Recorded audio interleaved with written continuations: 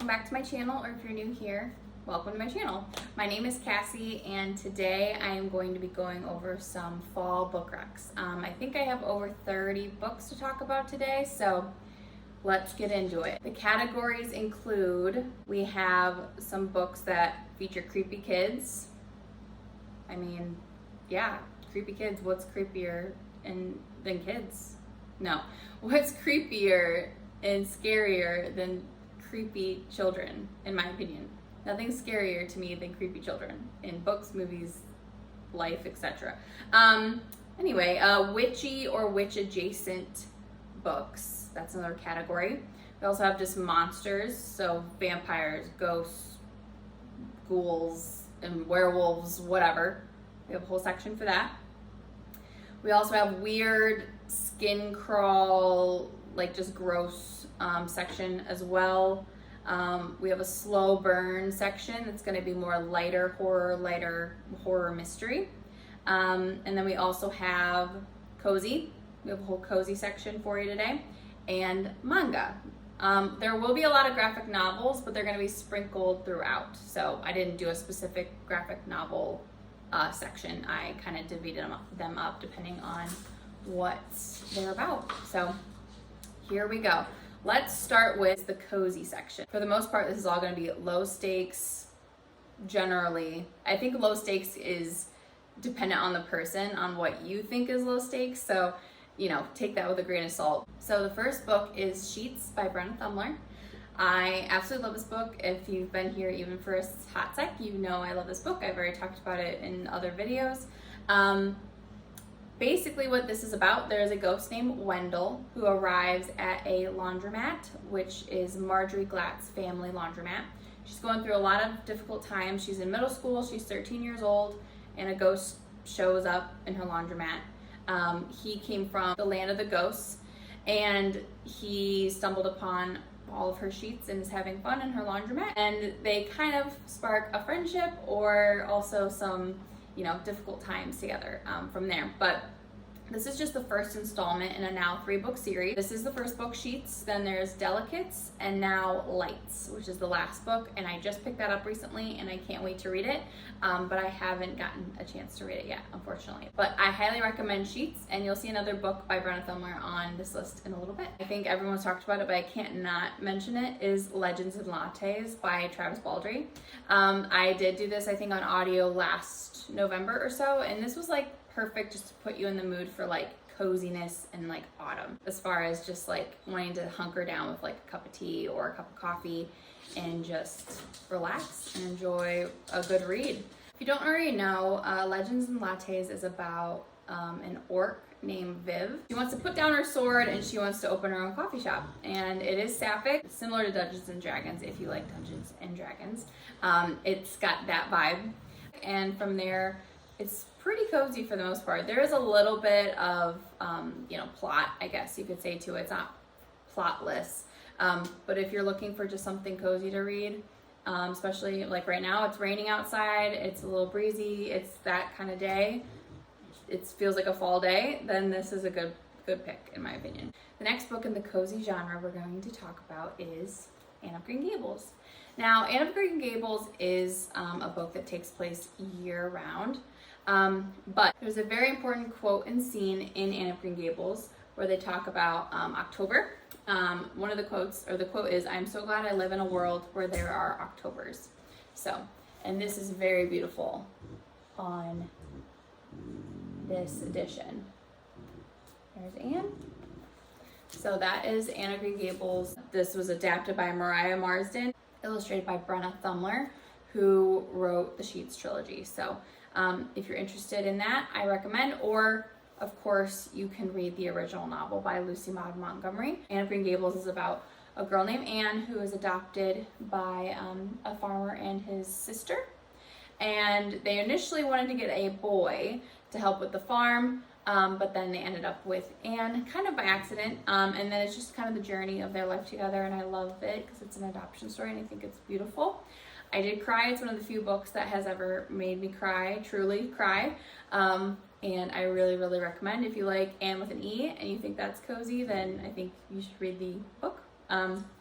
I think the graphic novel does a good job of summarizing the original novel really well too. So it is a children's book, so it's not heavy as far as the writing. A little bit heavy with a couple topics as far as just learning to love someone new in your life, and becoming attached to people, and getting over the fact that you've never had like a family before. But it's a very, very cute, sweet, bittersweet story, and I love it very much. Next up, I would be remiss if I didn't talk about, as far as cozy, talk about the next book series I have here, which is the Monk and Robot series, A Psalm for the Wild Built, and A Prayer for the Crown Shy. So we have these two great books. They're both very cozy, very short, very good on audio or physically. I like them both. Yeah, I mean, even like the covers give off a vibe like fall a little bit, like with the leaves and everything. But basically you're following a monk named Dex, and he's trying to figure out what he wants to do with his life.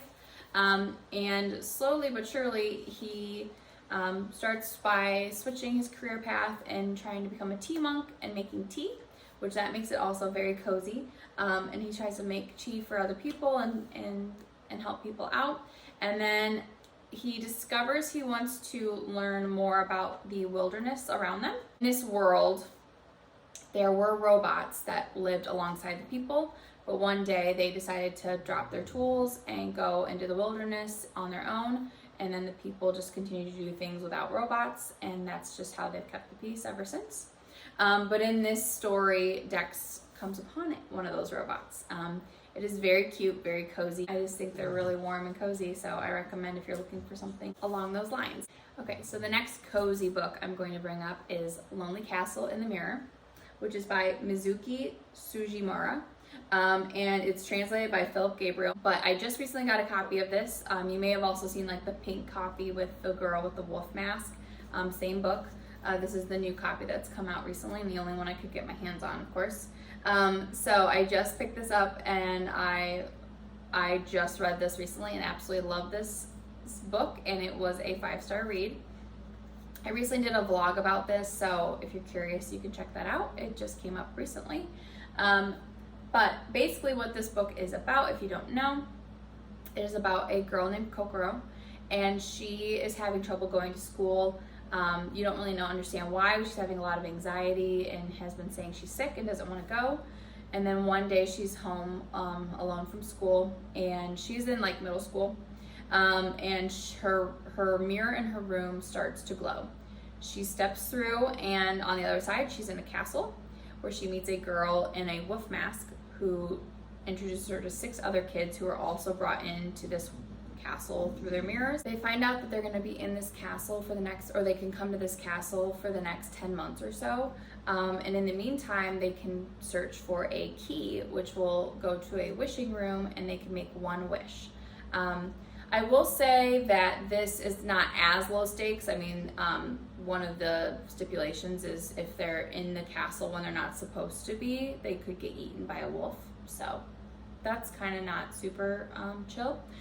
So not as low stakes as some of the other ones, but again, I think that's kind of subjective, and it depends on what you think low stakes are. Of course, this is fantasy and a magical story, and there is now a Studio Ghibli movie out that you can watch of this as well.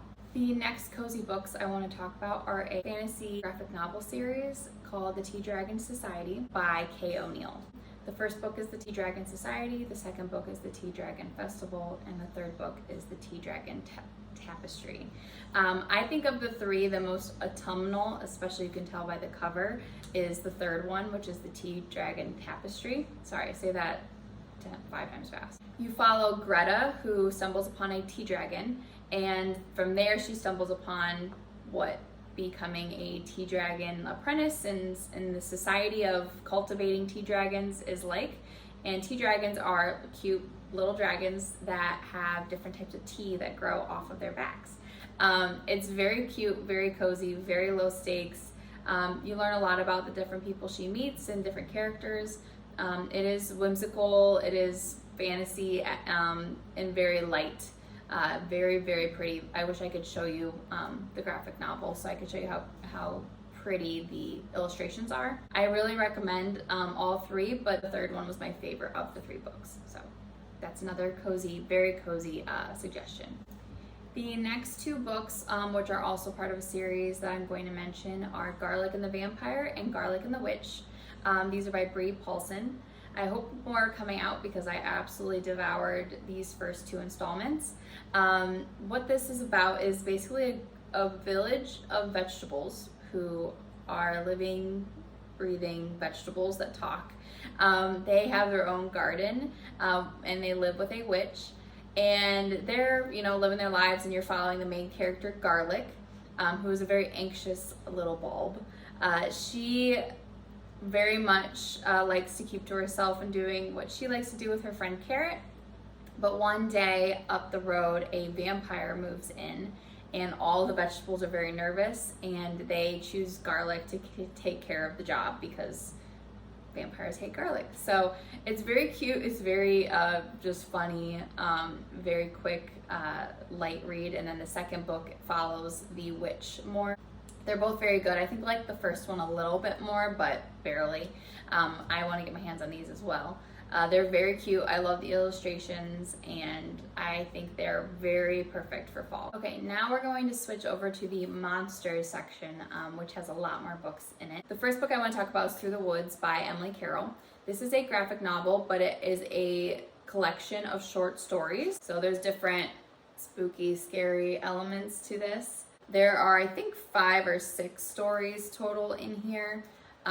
They're all ranging differently, but they give off kind of like Little Red Riding Hood vibes as far as like more of that older lore type. Very strange, some are very creepy. I was scared when I was first reading this. But yeah, I really recommend if you want something quick, you can kind of split it up into a couple stories at a time if you want, or you could easily sit and read this all in one sitting. Next, in the monsters category, I have 2 different books by Neil Gaiman. One is Coraline and the other is the Graveyard Book. Real quick, I'll just talk about Coraline.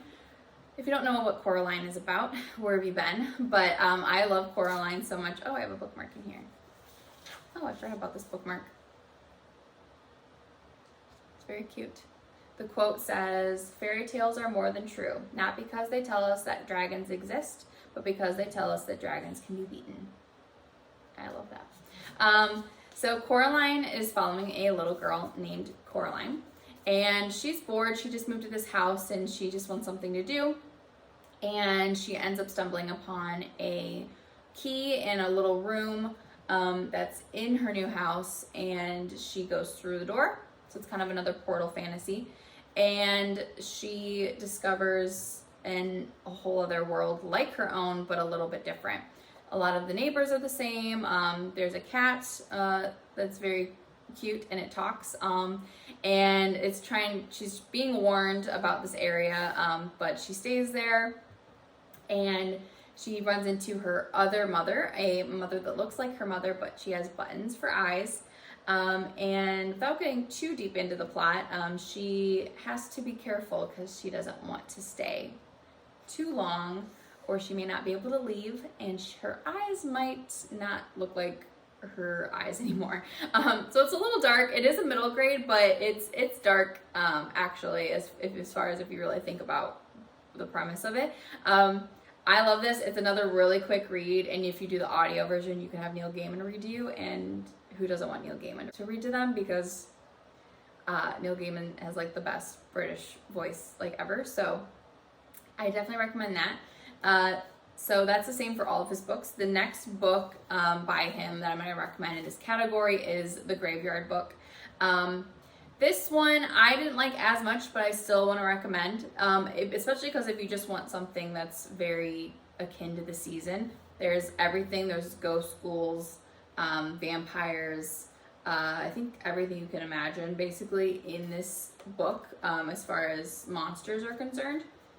You follow a character, his name is Nobody Owens, but he goes by Bod. He lives a normal life except that he lives in a graveyard with a bunch of ghosts as his family. So that's kind of how it starts. There are other things kind of after him and different monsters that you have to be aware of in here.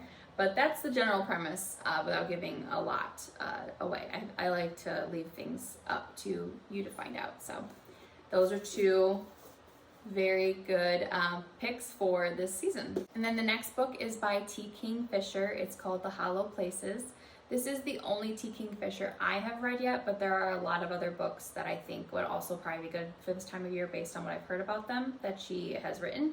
But this is the one I've read, and it was definitely creepy and weird. Yeah, very weird. I'm actually just going to read you the synopsis for this one. A young woman discovers a strange portal in her uncle's house. Pray they are hungry. Kara finds these words in the mysterious bunker that she's discovered behind a hole in the wall of her uncle's house.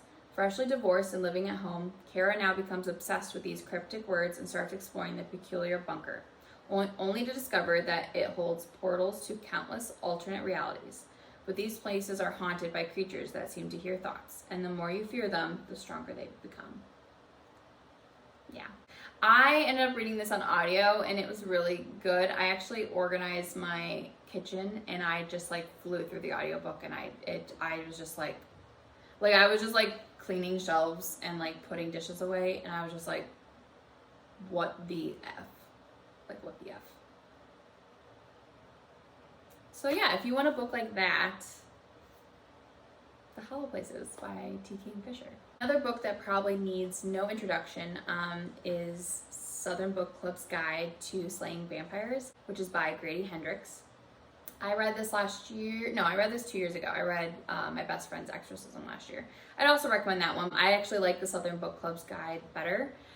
If you haven't heard what this is about, I'm sure everyone has, but if you haven't, it's about a book club of women that are like in their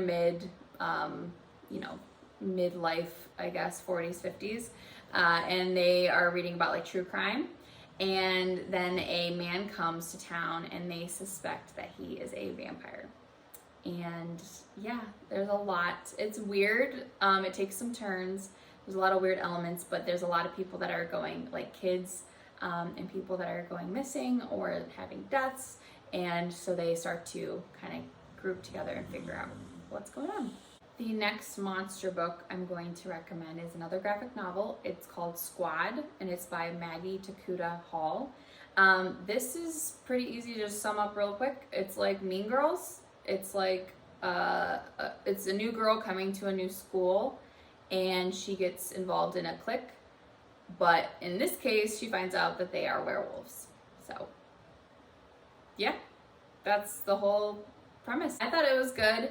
An enjoyable read, definitely worth the read for sure, especially this time of year, it'd be perfect to read. So I recommend that one as well. That's it for the monster section. Now we're gonna go to the slow burn section here. So the first book is We Have Always Lived in the Castle by Shirley Jackson. This is definitely in the classic realm and definitely slow burn. It's categorized as horror, but to me, it's not really horror, it's more mystery. And in this, you're following the Blackwood family. They have like a lot of talk around town where people think they're like a murderous family, like they've killed people. Because everyone talks about how Constance killed a lot of her family and poisoned them. You know, normal everyday stuff.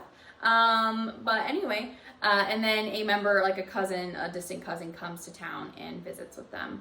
And it's just slowly trying to unravel the mystery of what really happened with the murders in the family. Definitely enjoyed it.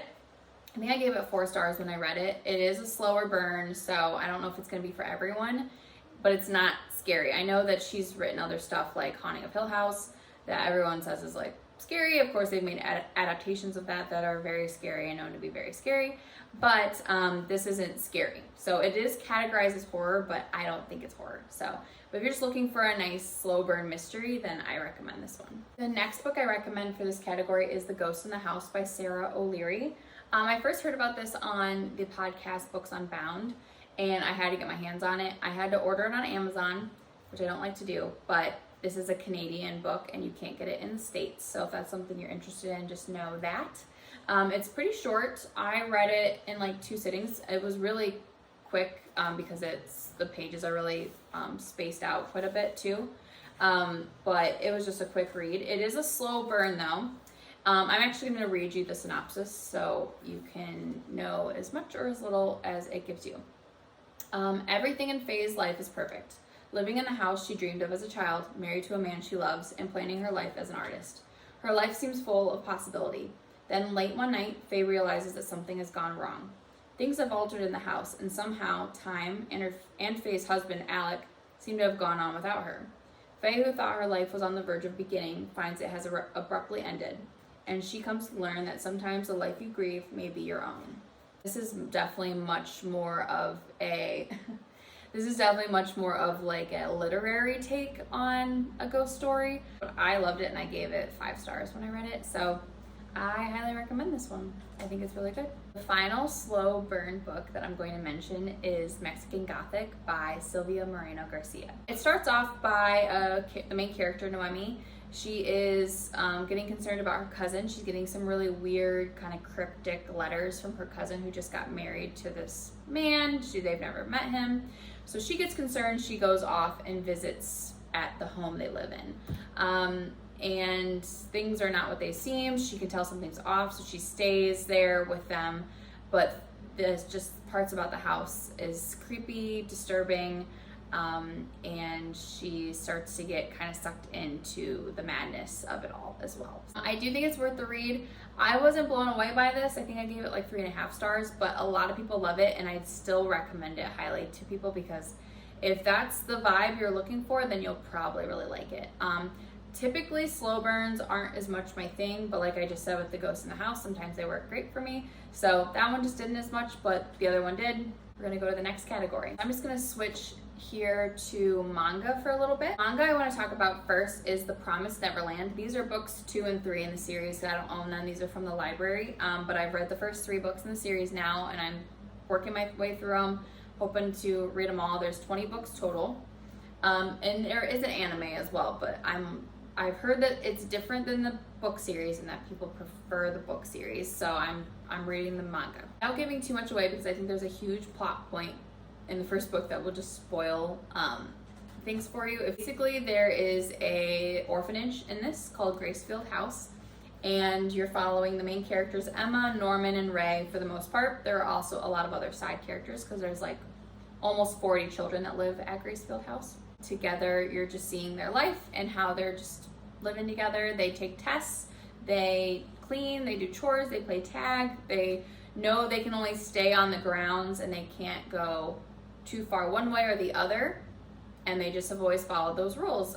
The oldest kids are 12 and no one stays past the age of 12 because usually somebody gets adopted.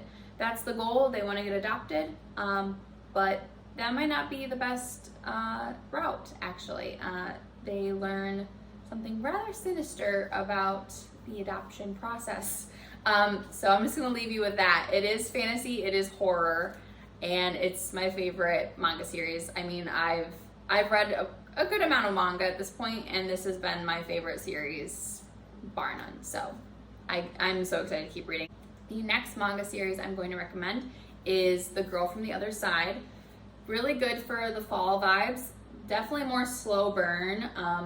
The Promised Neverland is much faster paced. It's very horror, fantasy. This is also, but it just isn't as in your face, I guess. And it's very mysterious. I still don't know what's going on. I've read the first 2 books and I'm like, okay. But it definitely has great vibes for the season, so I recommend for that. I'm actually going to read you the synopsis that's on the first one because I don't want to give too much away.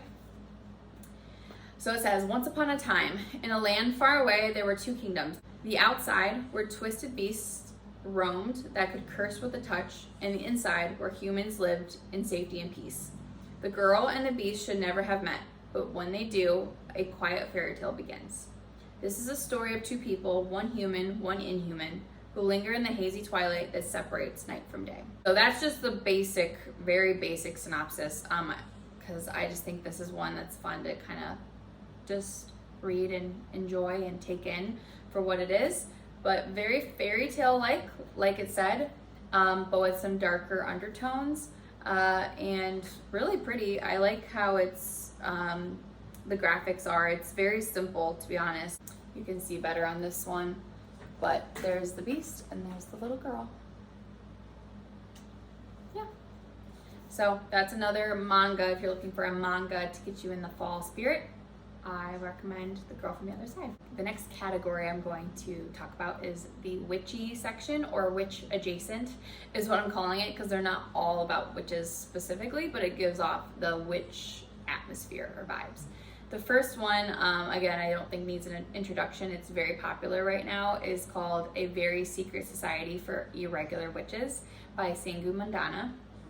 If you don't know what this is about, it's following a witch named Mika Moon, and she gets contacted about some young girl witches that are needing assistance with their powers. But there's a lot of stipulations with that, because in this world, witches can't really be together because then their power is too obvious, and then to like, you know, muggles or like non-witch or non-magical folk.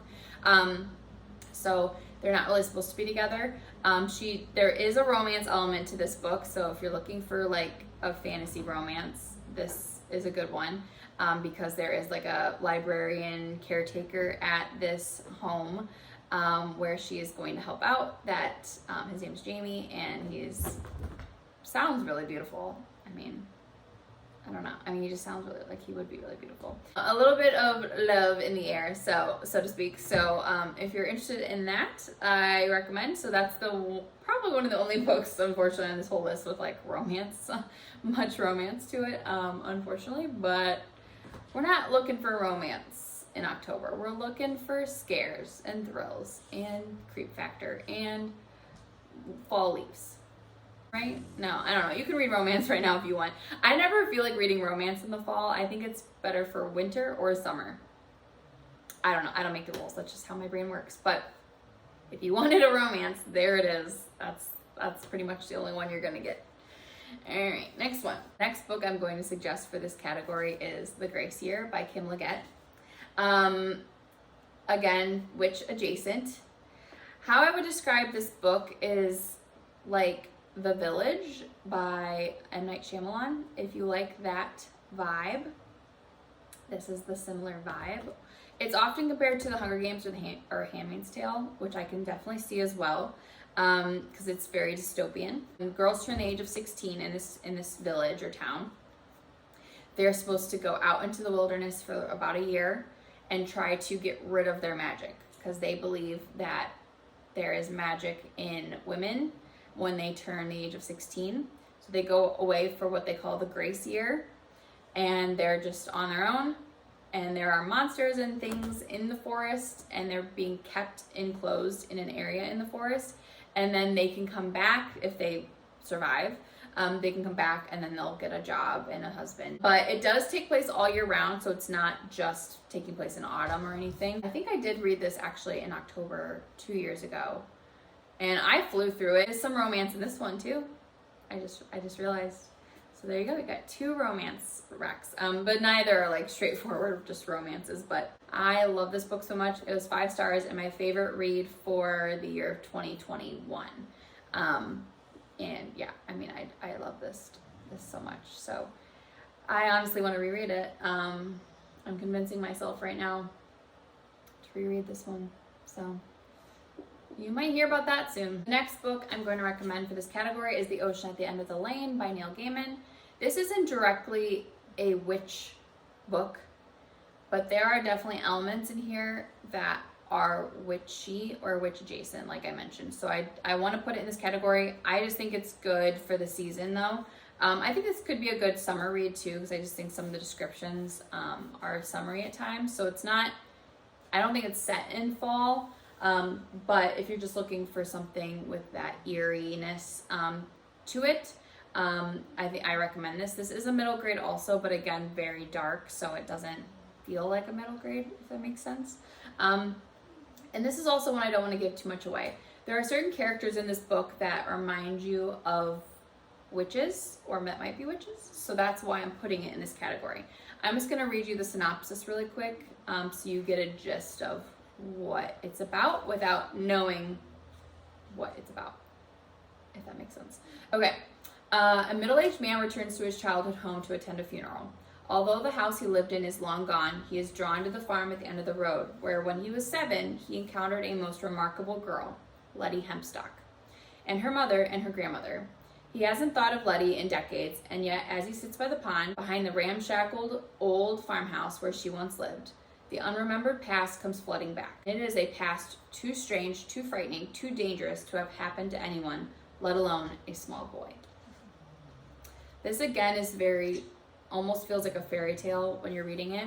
I had my husband read this recently because he was like, oh, I'm looking for like a quick book. We both love Neil Gaiman.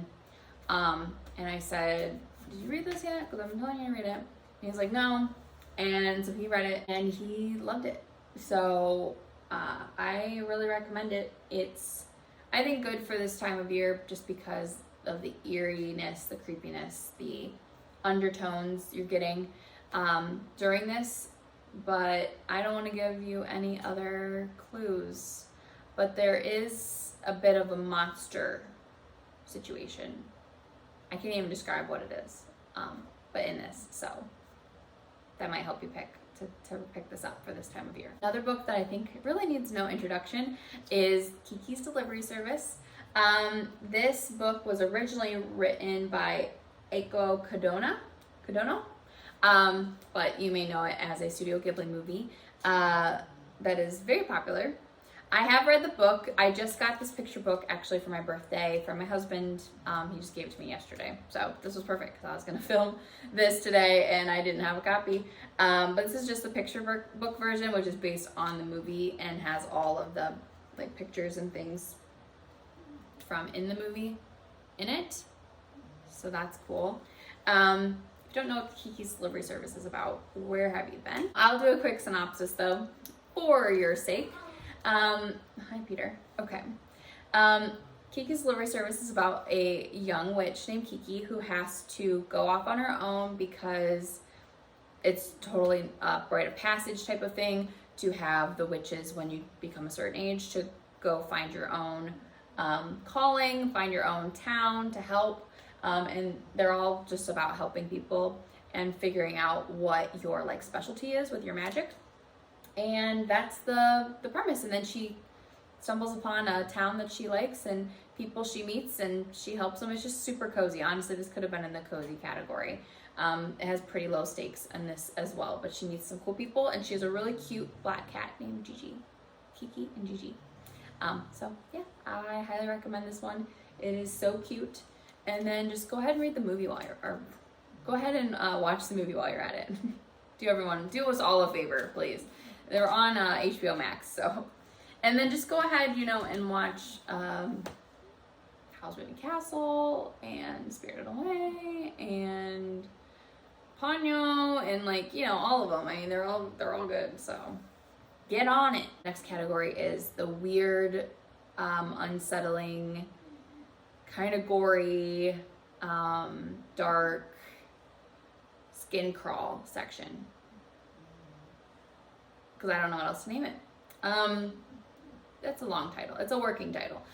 So there's just 2 books I'm going to mention here. The first one is Ring Shout by P. Jelly Clark. I just read this summer.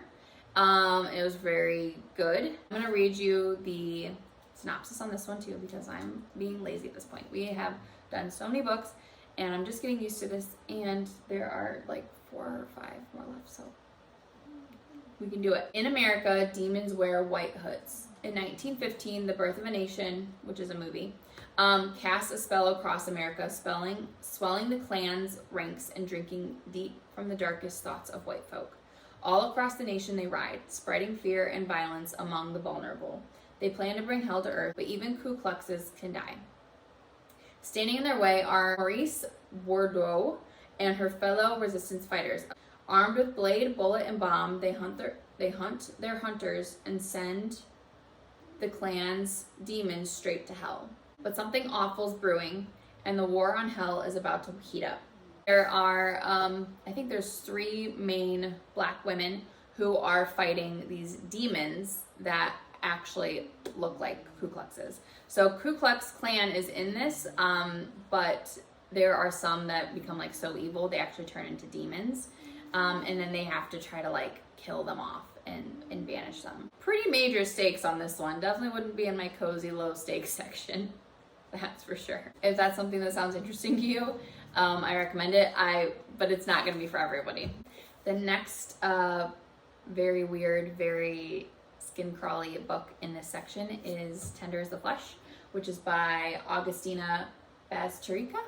I believe I'm saying that right. This is translated from Spanish, I believe. This is a dystopian world where basically there was a virus that made animal meat toxic that will kill whoever eats it. So in this society or world, they decide they can't just become vegetarian and give up meat. They have to make eating people legal. Yes, folks, this book is about cannibalism. Not just cannibalism, but like cannibalism that's allowed and okay. That's the government has decided, sure, go ahead and eat those people. You know, everybody does it. You just gotta do it.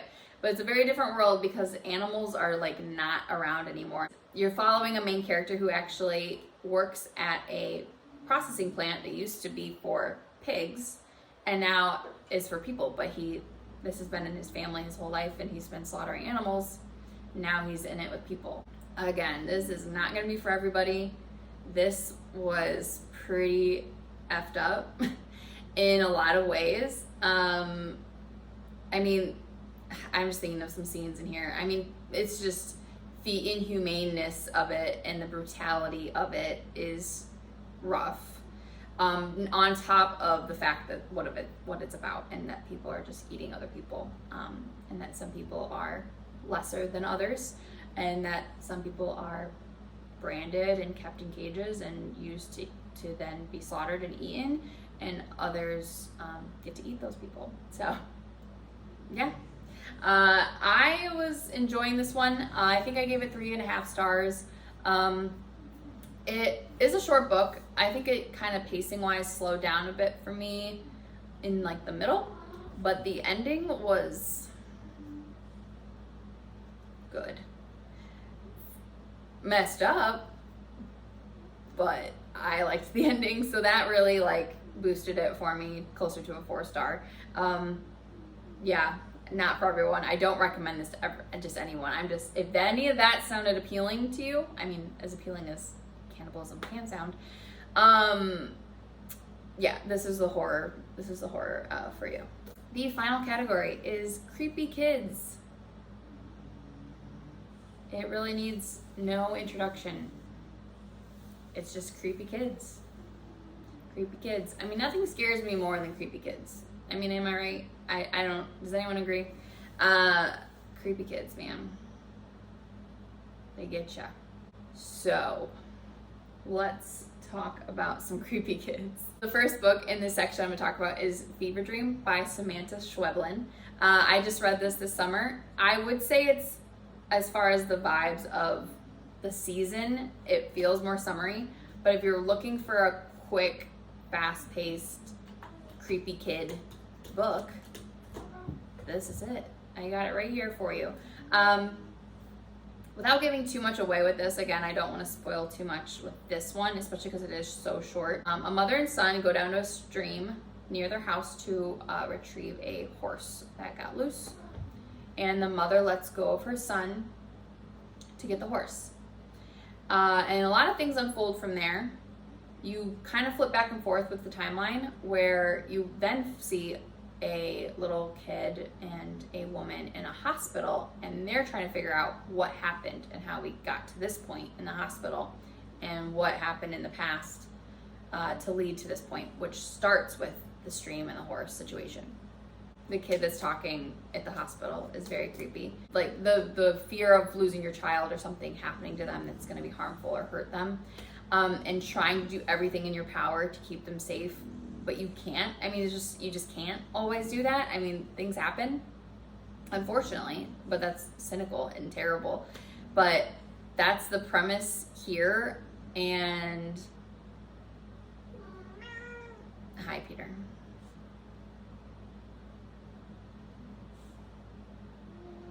Okay, I know. sorry about that. So yeah, I highly recommend this. It was 5 stars when I read it. I read it in a vlog before, which you can check out. I did post that. That was my 24 hours of reading vlog, and this was my 1 5-star read in that reading vlog, and I highly recommend it. Creepy kids, man, creepy kids. The next book I'm going to be talking about in this category is Fantastic Land by Mike Brockovin, I think is how you say his last name.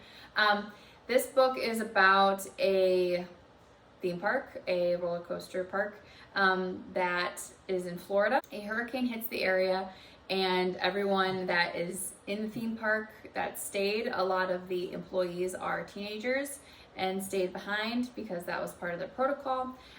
They are trapped there, but they're trapped for like weeks, like 5 weeks. And this book is set up in like interview format, so you're interviewing like the survivors and what happened, because when people arrived like to rescue people and come to finally get to Fantastic Land, it's like, it looks like a bloodbath, or like murder and kids killing kids and just like Lord of the Flies style situation going on. So they're trying to unravel what happened, and it's really crazy. I mean, it's messed up and pretty. I mean, I think it was like a fun, just roller coaster, pun unintended, of a ride. I like that it switches gears and talks about the different interviewing of different people that were there. They talk about people that died and people that survived. It's really interesting. I enjoyed it. I think I gave it 4 stars when I read it. I mean, it just was like a fun, wild, good time, pretty much. I mean, it's just, yeah, just that, a good, fun, wild time. So if that's what you're looking for and you just want something quick to read, I think it was really good on audio too, because there's different narrators for different characters and different people. Again, I'm putting this under creepy kids just because it is like older kids. I mean, these are like teenagers working at this amusement park that got trapped there. So, and what they'll do to survive, and it's a wild time. The next book I'm going to talk about in the creepy kid category is Confessions by Kanai Minato. I really love this book. I read it a little over a year ago now, I think a year and a half ago. This book is set up where a teacher is talking to her class, and everyone in the class is pretty young. I think they're late elementary school or early middle school age, and she is trying to figure out what happened to her daughter who died at the school, and she is basically investigating on her own and talking with all the kids about what may have happened. But it's pretty sinister. She's literally not going to hold back to figure out what happened to her daughter, and she will talk to everybody, and she will do what means necessary. What she's got to do, she's got to do what she's got to do, because she's trying to get revenge. Follow multiple point of views. You follow the teacher's point of view and then different students as you go along, and it's pretty messed up. It gets pretty wild. I mean, it's another one that I say is just like a roller coaster, because I mean, if you like kind of over the top endings or even just general over the topness of a book, then Confessions is one for you. It's bananas. I mean, as a definition, I would say it's bananas. So yeah, if you want that kind of a story, check out Confessions by Kanai Minato. One last book I will add, which I think again is kind of an obvious one. I tried not to do really super obvious ones, but recently I finished my first Riley Sager, and that was Home Before Dark. I do recommend this, and I would put this in with the creepy kids category, because that's what elevated this book for me, is the daughter and what she's going through in this house. So let me really quickly explain what this book is about. Basically, a husband, wife, and their daughter are looking for a house. They find a house in this town that is apparently haunted, but it's a really good price, and he wants to do some writing there, so they decided to take it, and they buy it, and then you start to follow the dad's point of view at the time, And then years later, the daughter goes back to the house because she's going to try to sell it and renovate it. And you follow her current timeline point of view. So he wrote a book about this house, and she's read the book, and everyone knows about it, and he made lots of money off of it, about how it was haunted and they had to get out, and she's trying to figure out what's real and what's fiction. It is definitely feels like a haunted house story. It reminded me of Amityville Horror. So if that's something you're looking for, then I recommend this book, definitely. I really enjoyed it. It wasn't quite 5 stars just because some things were a little too outlandish for me, and how it wrapped up. And I kind of wish it went in a different direction than it did, but definitely gave the creep factor for me. I really was creeped out for a little bit of this, and I really enjoyed it, and I think you might enjoy it too if you haven't already checked it out, because it's very popular. End it right there. So thank you for watching. I hope you enjoyed this list of fall books. I hope you got some good recommendations. So if this is your list, this is a list you can go to, that's great. I'm glad to have helped. If you want to add any books or anything you'd recommend, please comment and let me know. If you've read any of these, tell me what your thoughts are on them. But I hope you enjoyed. I hope you have a good day and happy reading. Peace.